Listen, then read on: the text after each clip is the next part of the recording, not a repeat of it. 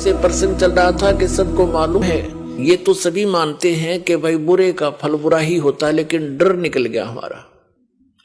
डर कब निकलता? जब हमें ज्ञान नहीं रहता। अब हम अपनी मर्जी से, अपने व्यवस्था से भगवान के विधान को त्याग कर स्वयं अपने कर्म के लेख को चेंज करना चाहें, कभी नहीं हो सकता। जिस समय कंस ने अपनी बहन देवकी का विवाह श्री वासुदेव जी से किया, श्री कृष्ण जी के माता पिता थे वो, और कंस उनका मामा था, तो उसने बड़े प्यार से अपनी बहन का विवाह किया और उसको सी ऑफ करने के लिए अपनी नगरी की सीमा तक छोड़कर आते थे। स्वयं रथ को चला रहा था और दोनों उसके बहनोई और बहन रथ के पीछे बैठे थे। रास्ते में आकाशवाणी होगी कि तेरे मारने वाला कंस तेरी बहन की कोख से पैदा होगा, उसका 8वां पुत्र तेरी मृत्यु का कारण बनेगा। अब देख अकल की कमी है। एक तरफ तो कंस ने वह आकाशवाणी साची मान ली कि 8वां पुत्र होगा तेरी बहन का, वो तेरी मौत उसके हाथों है, ये तो अटल मान ली उसने सच्ची होगी। फिर जो सच्ची मानी तो उसने फिर उसको बदलने के तरीके अपनी सोच से अपनाए, अज्ञानियों की सलाह से, वहीं से रथ को वापस मोड़ लाया और उनको दोनों को मारने लगा। अब अपनी मौत तो इतनी प्यारी, और बहन और दामाद उस बनोई की मौत उसने कुछ भी ना समझी, अकल के हीन ने। तब उन दोनों ने प्रार्थना की कि भाई, उसकी बहन कहने लगी भाई मुझे मारे ना, क्यों बहन भाई का लगाव न्यारा ही होता है। भले ही वो इस बात को सोच रहा था, फिर भी बहन की इस पुकार को पर उसने जोर देना पड़ा। कुछ रजा मालिक की थी कि तू ऐसा कर, हमें मारा मत, हमने यहां नजरबंद कर ले दोनों को, जितनी भी संतान होगी हम तुझे दे देंगे, तो जो चाह वो कर लिए भाई। तो उसने सब सोच ली, ठीक है मेरी 7वीं संतान, 8वीं तक तो मार दूंगा, 8वीं के बाद होगा इनके भाग की, उसने यहां तक सोच ली। तो उनको रख लिया, चल बहन को मारने का भी पाप बच गया।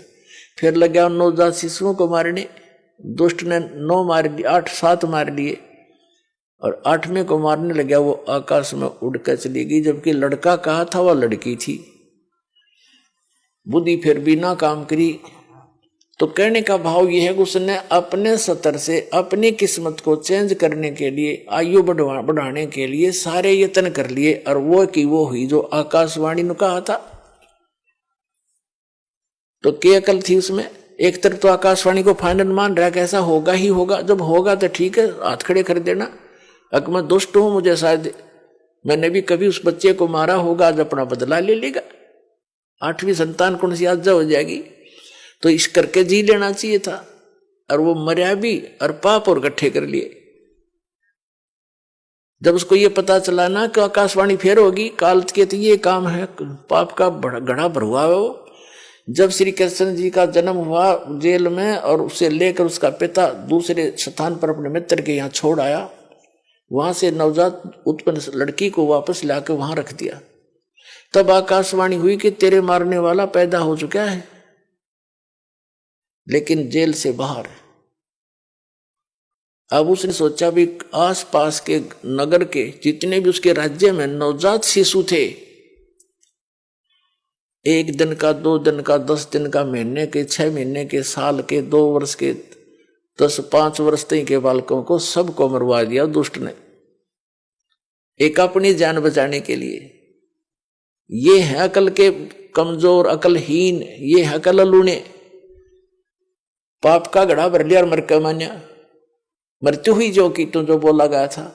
तो जब तक हम इसका समाधान, जैसे कोई धनी बनने के लिए, जब तक इसका अपने किस्मत को बदलने का समाधान हम अपने तरीके से अपनाएंगे, वो हानि ही हानि होगी, लाभ नहीं हो सकता।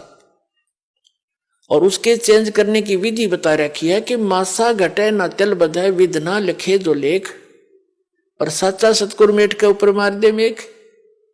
परम संत की शरण में, कबीर परमात्मा के बच्चे की शरण में आने के बाद फिर ये प्रारब्ध कर्म वो बदल सकता है, सारे इतिहास चेंज कर सकता है। वो समर्थ है। समर्थ किसे कहते हैं? फिर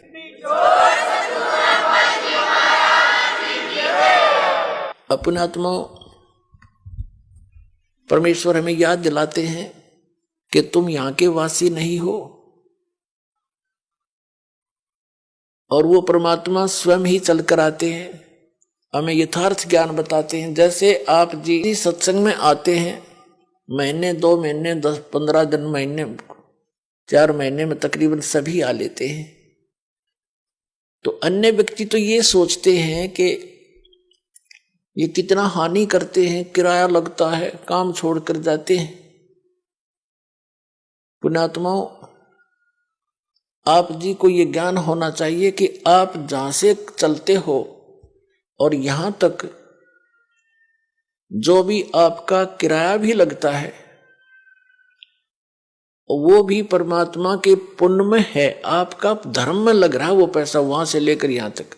और जो दान धर्म करते हैं आपको वो तो डायरेक्ट दिखाई देता है कि मैंने दान डाला है, मेरा पुण्य हो गया, लेकिन वहां से यहां तक आने और जाने का जो आपका किराया है वो भी आपके धर्म में लिखा जाता है। अब बगैर ज्ञान के हम ऐसे उलझे रहते हैं,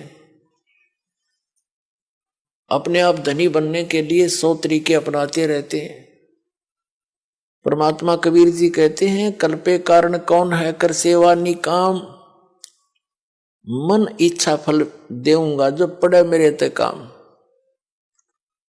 कि मेरे सतर का, जो भगवान के सतर का तेरा कोई ऐसे कार्य आवेगा, कोई आपत्ति आवेगी, तो फिर कहता है तू चिंता ना करना, तेरा मन इच्छा फल दूंगा तुझे, यदि तू परंतु रहना पड़ेगा तूने मेरी मर्यादा में।